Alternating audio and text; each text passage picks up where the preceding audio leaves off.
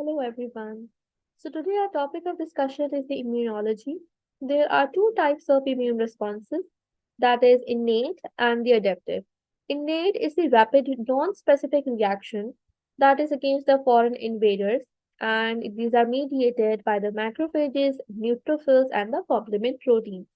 Whereas the antigen specific reactions, these recognize the pathogenic organism both during the initial infection and upon subsequent contact with the same organism, adaptive immunity, and it is mediated by the T and B cells. So, in the rapid immunity, that is the innate, the response time is in hours, whereas in adaptive, the response time is in days. Specificity is diverse in case of adaptive immunity, and the specificity is limited in innate immunity. There is efficient memory in the adaptive immunity, and the cellular responses by the T and the B cells, and the humoral components is the antibody in the antigen specific reaction, whereas the innate, it is the complement. Proteins are involved, we know that. So, innate cells in the adult blood, what are those?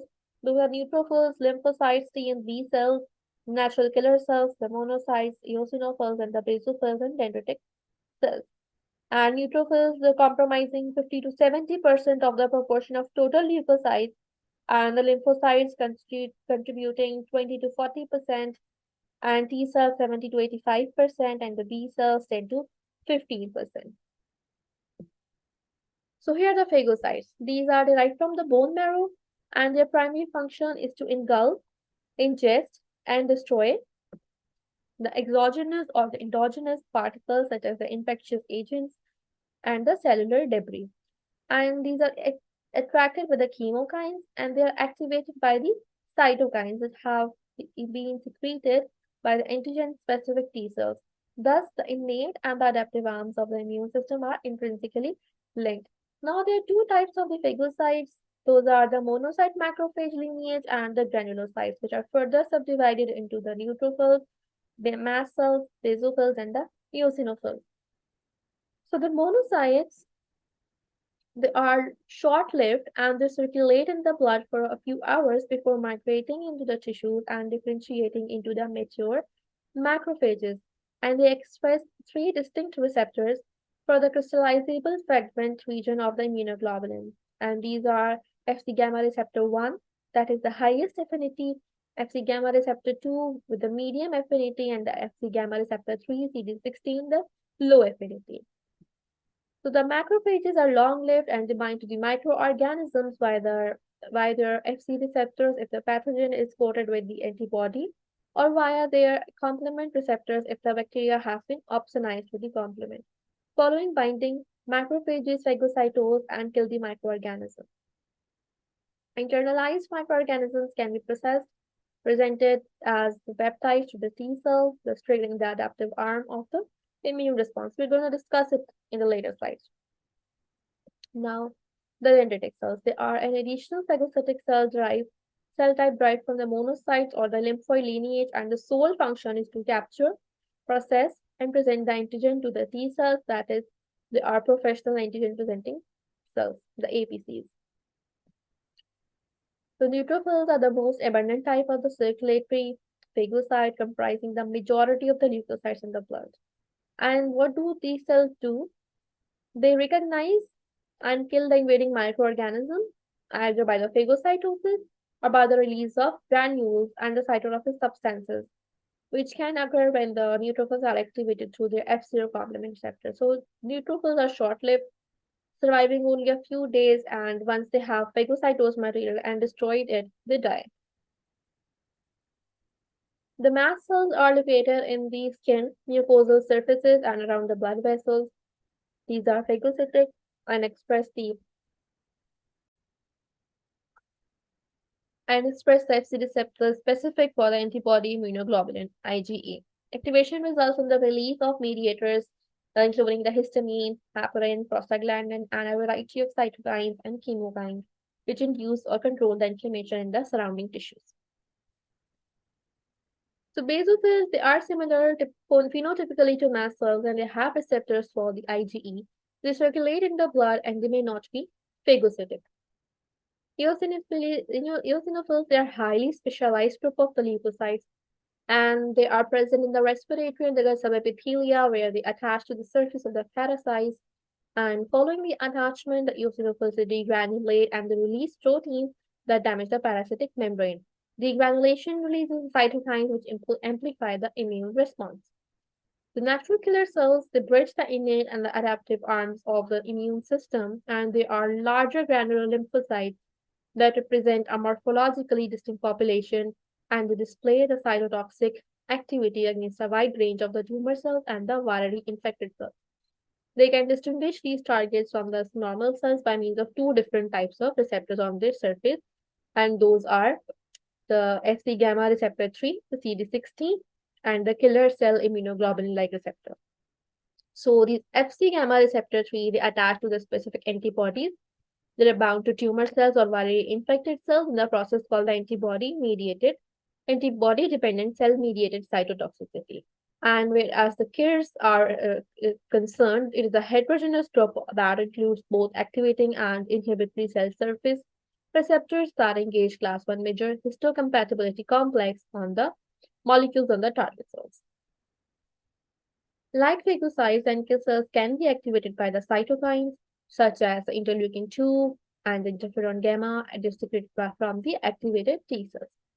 Now coming on to the complement system, it consists of approximately 20 serum proteins that constitute almost 10% of total serum protein, making it one of the major immune defense system of the body. And the major function of complement system is to remove or destroy the antigen. So it has three main consequences, the activation of complement. It is lysis of the microorganisms, the viruses, the infected cells by damaging the plasma membrane, opsonization, and triggering of the complement cascade. So opsonization, there is coating of the foreign bond particles with the complement protein fragments. Phagocytes expressing receptors for the complement components are then able to bind to the target and phagocytose it. So complement components are largely designated by numerals C1 to C9, and they are activated in a cascade such as that a small initial stimulus can rapidly cause a large effect. So when activated, a component is able to cleave the next component in the sequence into two or more fragments. The minor fragment is designated the suffix A as in C3A, diffuse from the site of activation, and you are able to initiate a local inflammatory response by binding to a specific receptor. And the major fragment, designated the suffix B as in C3b, binds to the target cell membrane. Mechanism of complement activation, there are three pathways: the classical pathway, the alternative pathway, and the lectin pathway. Central to all three, there is cleavage of the most abundant complement protein C3, followed by the activation of the lytic sequence. So in the next diagram, you can see here is the classical pathway, here is the lectin pathway, and the alternative pathway. And they all result in the formation of C6, 7, 8 complexes.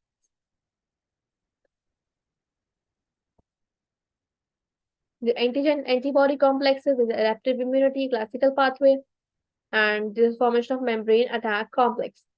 Here also the microorganisms is innate immunity and formation of the membrane attack complex, the lysis of the target cell.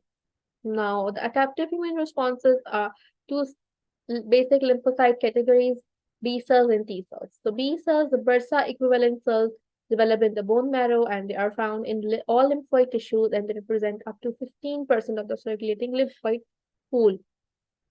Antibodies on the surface of B cells, they serve as antigen receptors, and binding initiates a series of events whereby the antigen is internalized, degraded, and complexed with MHC class 2 molecules and returned to the cell surface. Now what happens is that the peptide MHC complex is made and it can be presented to the antigen-specific T cells, which secrete the cytokines and induce clonal B cell proliferation and differentiation into the antibody-producing plasma cells. So antibodies are the immunoglobulins, and there are 5 distinct classes: IG, G, A, M, E, and D. The game D, the mnemonic for it. So they are made up of units comprising 2 identical light chains and 2 identical heavy chains. but the different size, charge, carbohydrate content, and the amino acid sequence. So the type of the heavy chain is it actually depends on the heavy chain that determines the class and subclass of the antibody. For example, IgM has a mu heavy chain, IgA1 alpha 1, and IgA2 alpha 2 heavy chains. Now here comes the properties and biological activities of the immunoglobulin isotypes. Normal levels of IgM in the serum is 1.5 milligram per milliliter, and the highest is of the IgG, that is 13.5. The lowest is of the IgE, that is 0.0003, and activates the classic complement pathways IgM and IgG, binds to the phagocyte Fc receptors is the IgG, present on the membrane of mature B cells is the IgM, transport in the mucosal secretion is the IgA, induces the massive degranulation is IgE, and crosses the placenta IgE. When we are going to further study in detail, then you will obviously, it will make sense to you. So these are the heavy chains, and this is light chain. This is the Fab variable region, and Fc is the constant region. So IgM, it comprises 5 to 10% of the serum immunoglobulin pool secreted from the plasma cells and as a pentamer, and largely confined to the intravascular pool. First antibody to be formed in response to primary response to antigen, and is the first antibody to be synthesized by the newborn, but it is unable to cross the placenta. You know that the placenta only IgG can cross the placenta, Ig1, 3, and 4. They didn't cross the placenta. So, and when we were talking about IgM, it is confined to the intravascular pool, whereas the IgG, it equilibrates between the intravascular and extravascular pool, and it comprises 70 to 80% of the serum immunoglobulin pool, and predominant antibody of the secondary immune responses. So the Ig1, 3, and 4 they readily cross the placenta and have important role in protecting the developing fetus. Ig1 and Ig3 are extremely efficient in activating the complement via the classic pathway. And Ig1 and 3 they bind with high affinity to Fc receptors of the phagocytic cells and thereby mediate the opsonization. IgA constitutes 10 to 20% of the serum immunoglobulin pool, that is 3 milligram per milliliter, predominant in the secretions such as saliva, tears, and mucus of the bronchial, digestive, and genitourinary tract. Breast milk is very rich in secretory IgA. It protects the baby newborn from the infection during the first few months of life. IgA participates in secondary immune responses, and it IgA containing immune complexes opsonize antigens and induces phagocytosis. Binding of the secretory IgA to microbial antigens prevent their attachment to the mucosal cells, thus inhibiting the infection and colonization. IgE achieves very low serum levels, and it binds with the high affinity to specific receptors on mast cells and basophils. Cross-linkage of bound IgE by antigen causes degranulation and release of a large range of the pharmacologically active mediators. And it can also give rise to a variety of allergic manifestations. So IgD comprises less than 0.5% of the serum immunoglobulin pool, and it functions as a transmembrane antigen receptor on the mature B cells. Vaccination. So what happens is during infection, a primary antibody response to eliminate the pathogen leads to generation of long-lived antigen-specific memory B cells, which are re-stimulated upon the subsequent exposure to the same pathogen, resulting in faster and much more intense secondary response. It is important to realize that these antibodies do not recognize the whole microorganism, but particular parts of the antigen called the epitopes. So successful vaccine development therefore relies upon the modification of the pathogen so that it retains its authentic antigenicity, but it is innocuous.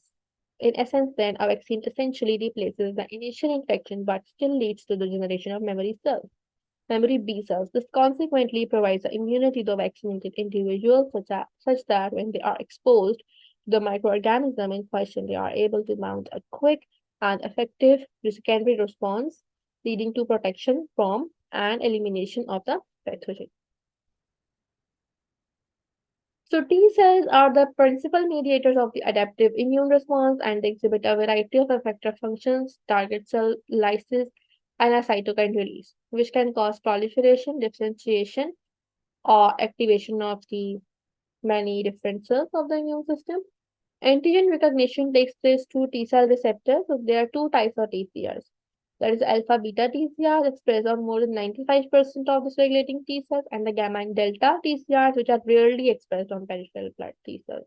But they are present on population of T cells in the mucosal surface, such as the small intestine, pregnant uterus, and liver. So the alpha beta T cells are generated in the bone marrow and recognize non-self antigens that are presented by the self MHC class 1 or class 2 molecules on the surface of APCs. This specificity is a result of rigorous selection process. So now we'll discuss it. What happens is कि when there is the TCR gene rearrangement in the thymus, the MS is the self MHC molecules expressed on cortical T cells, cortical epithelial cells. The T cells will recognize that with a high affinity and they're positively selected. So those cells who are not selected, they undergo death by the apoptosis. As the thymocytes, they migrate to the deeper cortex to increase their expression for the TCR and the cell surface molecules such as CD3, 4, and 8. Those TCRs that recognize self-antigen with a high affinity, they are deleted by a process called the negative selection, whereas the T cells at this stage of maturation go on to express TCRs at a high density and to lose either CD4 or CD8, becoming single positive for either CD4 or CD8. The mature cells leave the thymus and they travel to the secondary lymphoid tissues and where they have the potential to function as one of the following depending upon whether they express CD4 or CD8. So the T helper cells, which are CD4 positive and they are MHC class 2 restricted, and cytotoxic T cells that are CD8 positive and MHC class 1 restricted. So T cells, they express a gamma delta TCR, also generated from the bone marrow precursors, but they differ from the T cell that express alpha and beta in their specificity.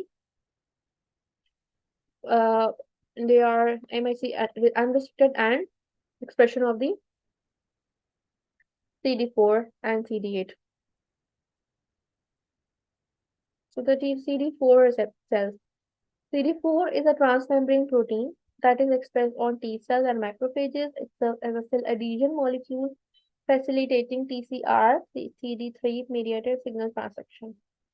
CD4 positive T cells can be categorized as Th1 or Th2 cells according to the pattern of the cytokines they secrete. So here is a diagram that shows the generation of Th1 and Th2 CD4 positive subsets.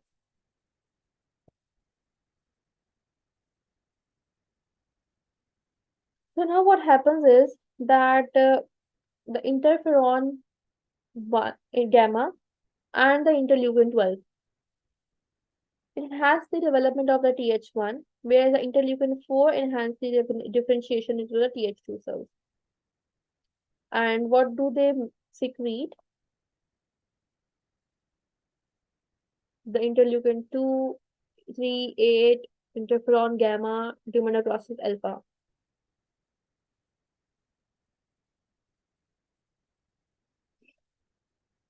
And the Th3 cells actually they produce high amount of the transforming growth factor beta. Th0 cells express both Th1 and Th2 cytokines.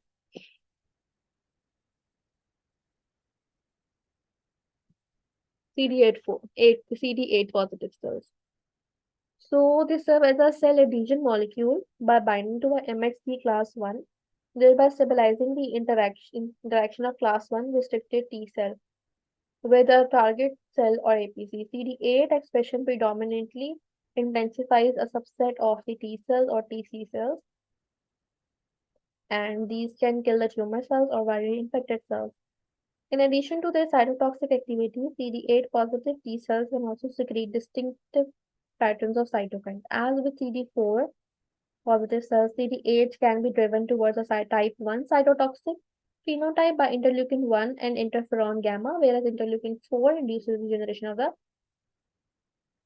TC2 cells. Both of these phenotypes retain cytolytic function. So cytokines are produced by a variety of cells like monocytes, macrophages, lymphocytes, endothelial cells, fibroblasts, and tissue epithelia. They provide a link between the innate and adaptive immune responses. Although they are often described as hormone-like, cytokines differ from hormones in that their effects are predominantly exerted at a local level. They are low molecular weight proteins that act at a very low concentration by binding to specific cell receptor. So cytokine may act in one of the three ways: autocrine fashion by binding to receptors on the membrane of the cell that secreted it; paracrine by binding to receptors on cells in their immediate vicinity; and in endocrine function by binding it to a distinct cell. Cytokines can be subdivided into categories such as interferons, interleukins, chemokines, growth factors according to their primary functions. Where the interferons, this family of molecules was first recognized by their ability to inhibit viral replication. They are produced early in infection and they're pivotal in controlling the spread of virus. And interferon alpha is produced by the virally infected leukocytes, whereas the interferon beta is produced by the fibroblast. So interferon gamma is a product of the Th1 and the NK cells, and it has the following functions: the antiviral effect.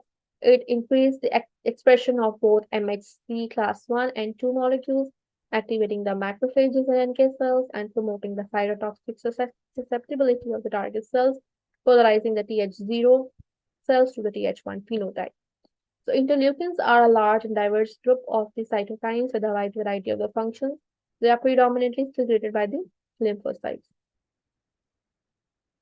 So, pro-inflammatory cytokines. Two cytokines are principally responsible for the early inflammatory reaction that occurs in response to microbial invasion. Those are interleukin 1 and human necrosis factor alpha.